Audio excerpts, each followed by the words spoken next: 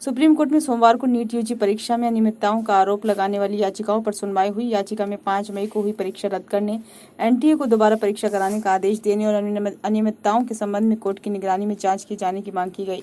कुछ याचिकाकर्ताओं के वकील ने कोर्ट से दोबारा परीक्षा कराए जाने की मांग करते हुए कहा कि कसूरवार और बेकसूरों की पहचान करना संभव नहीं है।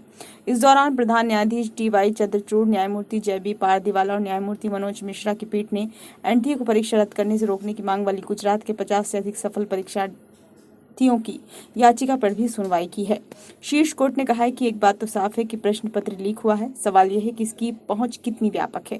पेपर लीक होना एक स्वीकार्य तथ्य है। लीक की प्रकृति कुछ ऐसी है जिसका हम पता लगा रहे हैं। आप केवल इसलिए पूरी परीक्षा रद्द नहीं कर सकते क्योंकि 2 छात्र धांधली में शामिल थे। इसीलिए हमें लीक की प्रकृति के बारे में सावधान रहना चाहिए। दोबारा परीक्षा का आदेश देने से पहले हमें लीक की सीमा के बारे में जानना होगा। ऐसा इसलिए क्योंकि हम 23 लाख छात्रों के मामले को सुन रहे हैं। सुप्रीम कोर्ट ने पूछा कि केंद्र और एनटीए ने इस गड़बड़ी से किन किन छात्रों को फायदा पहुंचाया, ये जानने के लिए क्या कार्रवाई की। सुप्रीम कोर्ट ने सरकार से पूछा कि लीक होने के कारण कितने छात्रों के परिणाम रोके गए। कोर्ट ने पूछा कि ये छात्र कहाँ हैं, भौगोलिक तौर पर ये छात्र कहाँ कहाँ हैं, क्या हम अभी भी गलत काम करने वालों का पता लगा रहे हैं और क्या हम लाभार्थियों की पहचान कर भी पाए हैं। सुप्रीम कोर्ट ने यह भी कहा कि परीक्षा को दोबारा से कराना सबसे आखिरी विकल्प होना चाहिए।